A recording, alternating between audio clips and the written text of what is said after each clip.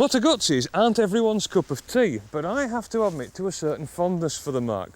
The company have been pumping iron since 1921, and their trademark transverse V-twins have spawned few imitators. This V11 Sport is the latest in a line that started with the original V7 back in 1967 and includes such timeless icons as the original Le Mans. Now, with a stunning performance at last year's TT under its belt, the V11 Sport demands your attention as a serious contender. And while this is a thoroughly modern bike, Moto Guzzi have not turned their back on what made them successful in years past. The big grunty pushrod V-twin is still there, now brought out to 1064cc and equipped with fuel injection. A dry clutch and 5-speed box links back to the trademark shaft drive, and the traditional Italian styling cues are all present and correct. What kicks this bike into the present is the reworked frame and suspension, which now features Marzocchi USD forks and fully floating Brembo Goldline brakes, and it handles too.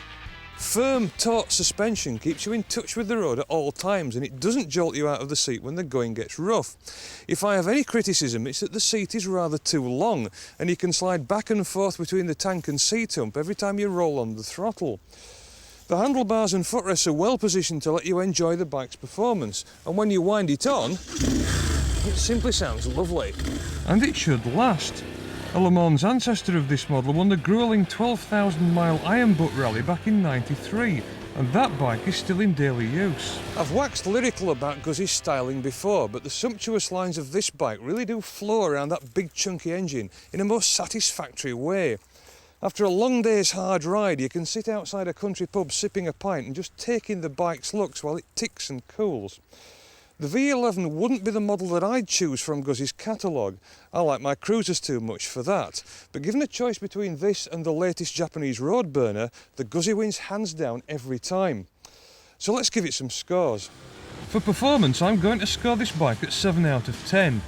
You can buy more speed and power for your money, but the big Guzzi will still be pumping strong when lots of younger bikes have fallen by the wayside.